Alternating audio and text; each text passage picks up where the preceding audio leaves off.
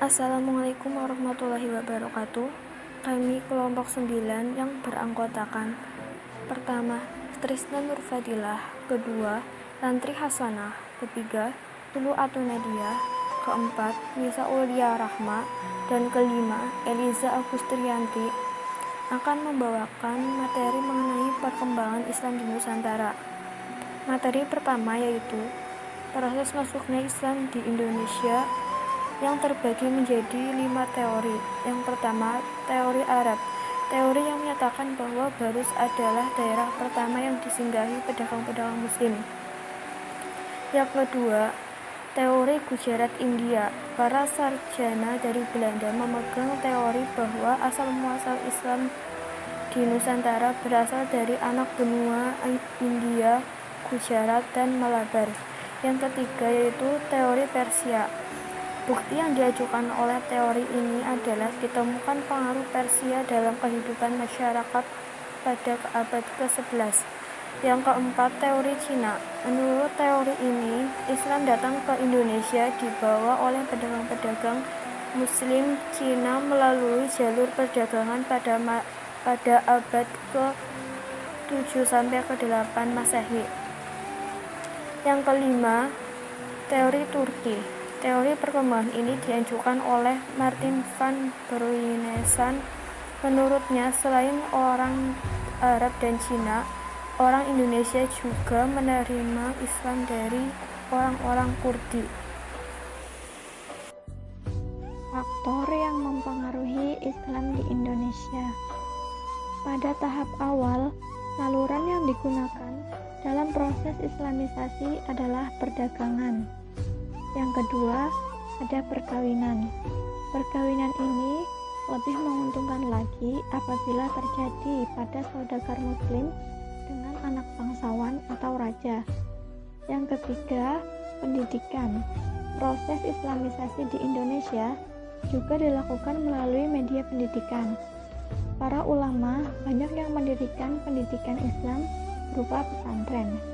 Media lain yang tidak kalah pentingnya dalam proses Islamisasi di Indonesia adalah tasawuf. Dan yang terakhir ada kesenian. Saluran Islamisasi yang paling terkenal adalah melalui pertunjukan wayang. Seperti diketahui bahwa Sunan Kalijaga adalah tokoh yang paling mahir dalam mementaskan wayang. Pengaruh peradaban Islam di Indonesia. Yang pertama, perkembangan Islam di Indonesia membawa pengaruh yang sangat besar pada peradaban Indonesia. Di antaranya dapat dilihat pada bidang sastra, perilaku adat istiadat, dan lain sebagainya. Yang kedua, pengaruh peradaban Islam dilihat dari bidang perilaku dan adat istiadat. Di antaranya terdapat pada pengucapan Assalamualaikum pada saat berpidato. Yang ketiga, pengaruh peradaban Indonesia, kontribusi Islam terhadap etnis atau budaya nasional, di antaranya aksara dan bahasa.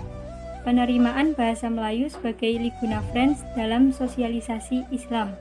Yang keempat, pengaruh peradaban di Indonesia dilihat dari kesenian. Terbukti dapat dilihat dari lirik-lirik lagu qasidah dan syair-syair Islam dengan tabuhan gendang yang harmonis. Pengaruh Islam di Indonesia. Pertama, Pulau Sumatera. Pada abad ke-7 Masehi, daerah Sumatera bagian utara adalah pusat perdagangan rempah-rempah yang sangat ramai. Pedagang-pedagang dari Arab banyak yang berlabuh di daerah tersebut. Yang kedua, Pulau Jawa. Penyebaran agama Islam di Pulau Jawa diperkirakan berasal dari Malaka. Namun, kapan tepatnya tidak diketahui dengan pasti.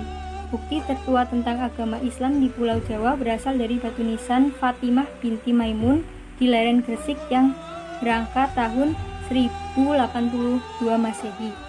Yang ketiga, Pulau Sulawesi. Penyebaran Islam di Sulawesi, terutama bagian selatan, diperkirakan terjadi pada abad ke-16 Masehi. Daerah ini proses Islamisasi terjadi melalui konversi pusat kekuasaan. Yang terakhir, Pulau Kalimantan, Maluku, Sulawesi. Penyebaran Islam di Pulau Kalimantan dapat diketahui dari Hikayat Banjar. Peranan Islam di Indonesia. Perjuangan untuk memperoleh kemerdekaan Indonesia tidaklah muncul begitu saja, namun melalui proses perjuangan panjang yang telah mendahuluinya. Perjuangan umat Islam melawan penjajahan kolonial, Portugis, Belanda, dan Inggris dimulai dari kerajaan-kerajaan, kemudian diteruskan oleh perjuangan rakyat semesta yang dipimpin sebagian besar oleh para ulama. Dengan demikian, ajaran Islam yang sudah merakyat di Indonesia ini punya peranan yang sangat penting, berjasa, dan tidak dapat diabaikan dalam perjuangan di Indonesia. Hikmah perkembangan Islam di Indonesia, yaitu meliputi pertama, meneladani kesuksesan mereka dalam berkarya dan membuat masyarakat Islam gemar membaca dan mempelajari Al-Quran. Yang kedua yaitu hal karya para ulama berupa karangan buku sangat berharga untuk dijadikan sumber pengetahuan. Yang ketiga, memperkaya dalam bentuk arsitektur bangunan seperti masjid sebagai tempat ibadah. Yang keempat, mengajarkan tentang Islam harus dengan keramahan dan bijaksana serta membiasakan masyarakat Islam bersikap konsisten.